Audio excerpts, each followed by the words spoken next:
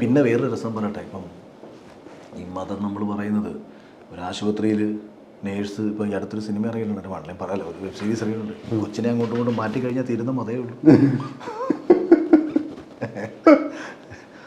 മുസ്തഫയ്ക്കും സുഹൈബിലും, അല്ല എന്താ, ഒരു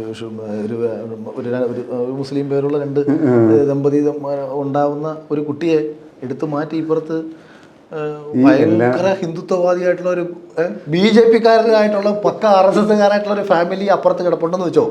ഈ കൊച്ചിനെ അങ്ങോട്ടും ഇങ്ങോട്ടും മാറ്റി കഴിഞ്ഞാൽ സംഭവിക്കുന്നത് എന്തായിരിക്കും? പോപ്പുലർ ഫ്രണ്ടിൻ്റെ രണ്ട് ദമ്പതികളുടെ കുട്ടിയെയും RSSന്റെ ഹാർഡ് കോർ ആയിട്ടുള്ള രണ്ടുപേരെയും ഒരേ ആശുപത്രി പ്രസവിക്കുമ്പോൾ ഈ കുഞ്ഞിൻ്റെ മതം കുഞ്ഞിനെ എടുത്ത് അങ്ങോട്ടും ഇങ്ങോട്ടും മാറ്റിയിട്ട് ഒരു 15 വർഷം കഴിഞ്ഞിട്ട് ഈ നേഴ്സി സത്യം എന്ന് പറയണം. അതുകൊണ്ട് അത് തീരുന്ന വർഗീയതേ ഉള്ളൂ. തീരുന്ന വർഗീയതേ ഉള്ളൂ.